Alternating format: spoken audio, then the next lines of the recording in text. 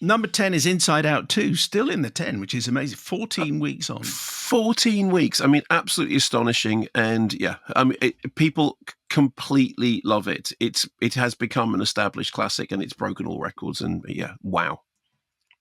Number 9, Ajayanti Random Moshanam. Okay, so this is an Indian Malayan language fantasy caper film, which wasn't press screened. So I haven't seen it. If you have, send us a review. At number 8 is Alien Romulus. Child 2 went to see this and said, and I was really pleased about this. He said, I went to see Alien Romulus. I said, who'd you go with? He said, I went on my own. I said, okay, what was it like? He said, it was great. He said, it made absolutely no sense, but it was just, great fun. And it was. I mean, I think that's right. I think it's monsters in space and that's what it is. And I liked it.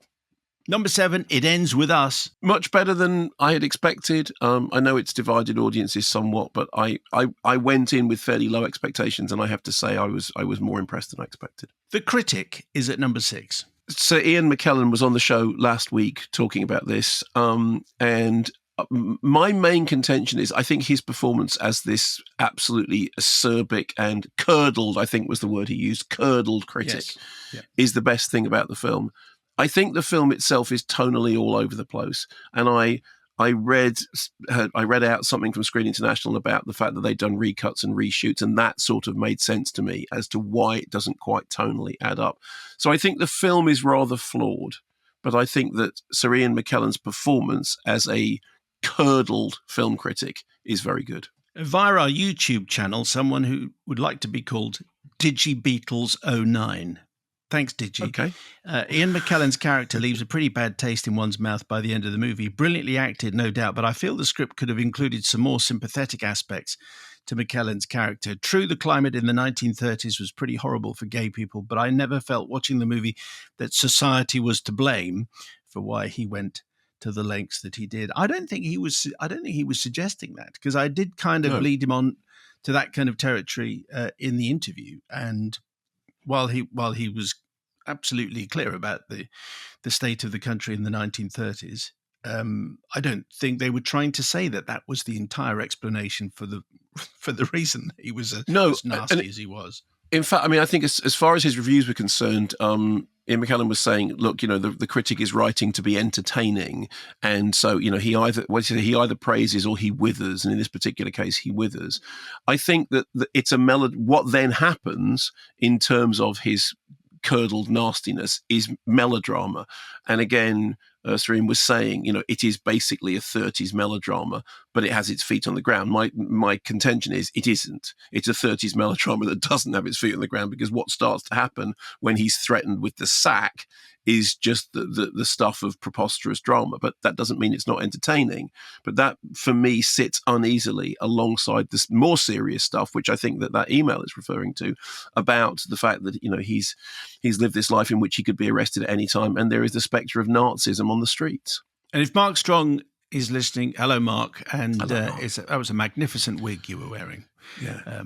Very, very fine. But that is a real and Mark Strong performance, because although he's not in the film a huge amount, he steals every scene he's in. Number 5 in this country, number 4 in America, Deadpool and Wolverine. Well, and this refers back to what we were saying when the previous emailer said, was last year the best year of cinema? Maybe this year will turn out to be the best year of cinema, despite the fact that one of the biggest selling movies of the year, Deadpool Wolverine, is completely artistically bankrupt. Doesn't matter. Doesn't mean that other great stuff isn't out. The UK number 4, number 11 in the States is Despicable Me 4.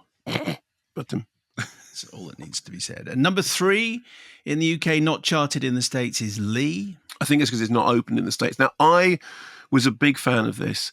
This is Kate Winslet starring as the photographer Lee Miller, and it's a drama in which, towards the end of her life, she is interviewed about her life, and then in flashback we see a very particular period of her life in which she goes to the front during World War II and takes photographs that offer eyewitness accounts of the the horrors of the war, and she also addresses her own personal trauma. I saw the film twice. I really think it needs to be seen in the cinema. I would say if you're interested in Lee, go and see it in the cinema. Don't wait for it to come to streaming services, because it is very much a cinematic experience. Christoph, 85, genuinely surprised to hear Mark talk so warmly of what I thought was, at best, a mediocre film. One of the many complaints is how contrived and shallow the dialogue and editing make some really quite important events feel.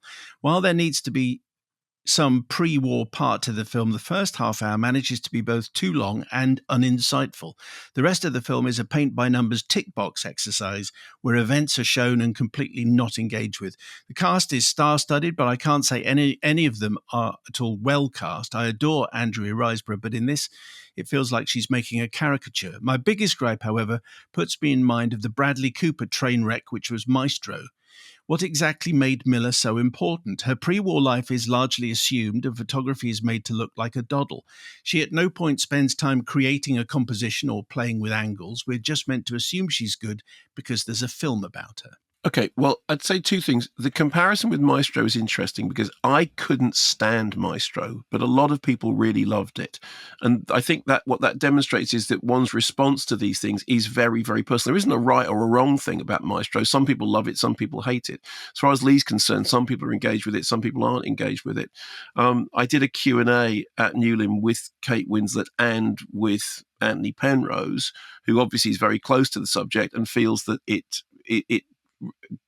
is a pretty much pitch perfect portrait of his mother, with whom he had a very, very conflicted relationship. So, I mean, I'm sorry that that's how you felt about it, and there isn't a right or a wrong to it. I know people who really love the film, and I know people who are unmoved by it, and I think it's just to do with the way it hits you.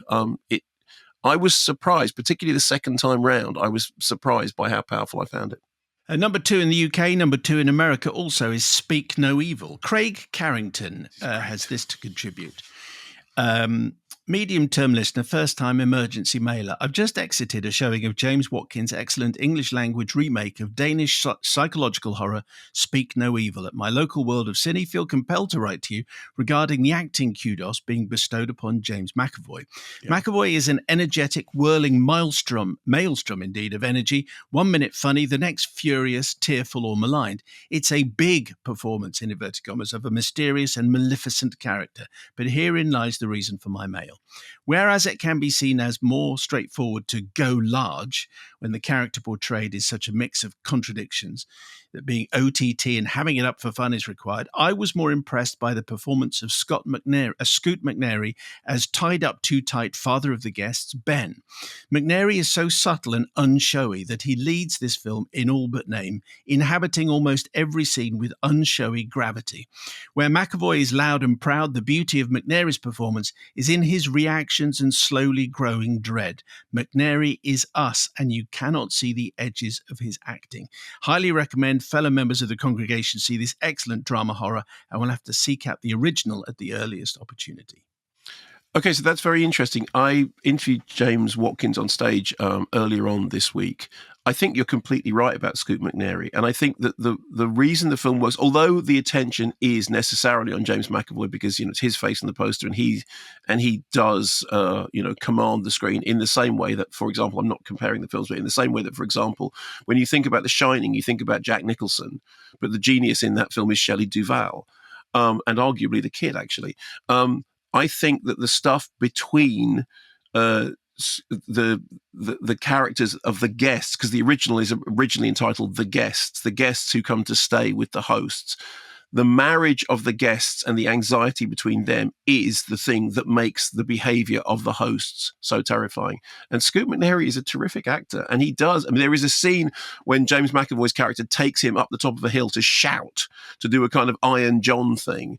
And it's really well done. And I completely agree. I think that the James McAvoy performance is terrific, but I think everyone else in the cast is doing sterling work. And I think the film's just a roller coaster ride. If you see the original, it's very similar for a good part of its running time, and then it's got an absolutely bitter and twisted ending. How very Danish.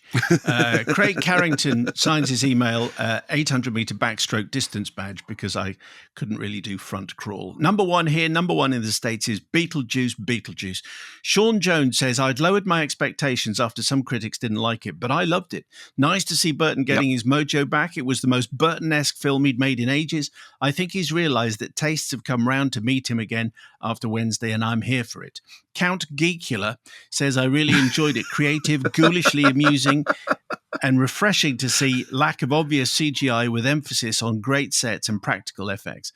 Plus, Goth Bellucci made my year with the Mario Bava flashback deliciously inspired. Best thing he's done in years. Can you just, before you tell us about Beetlejuice, just explain?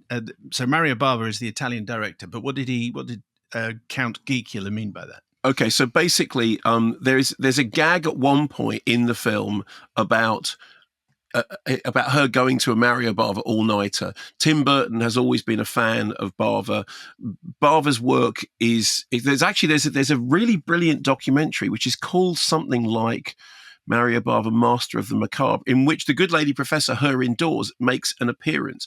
So if you're in any way interested in Giallo, and I mean things like the evolution of modern horror basically goes back to Mario Bava. If you didn't have Mario Bava, you wouldn't have that great wave of American horror, which kind of took off in the late 1970s, which Burton was very influenced by. So he drops Mario Bava's name, but he also makes kind of quite specific stylistic nods to Bava, because one of the things about Bava, in the same way that Argento became known as the great visual stylist, is Bava films look extraordinary. There's a book, if you're interested in Mario Bava, there is a book about Mario Bava by Tim Lucas, who was the editor of Video Watchdog magazine, and it's called Mario Bava, All the Colors of the Dark.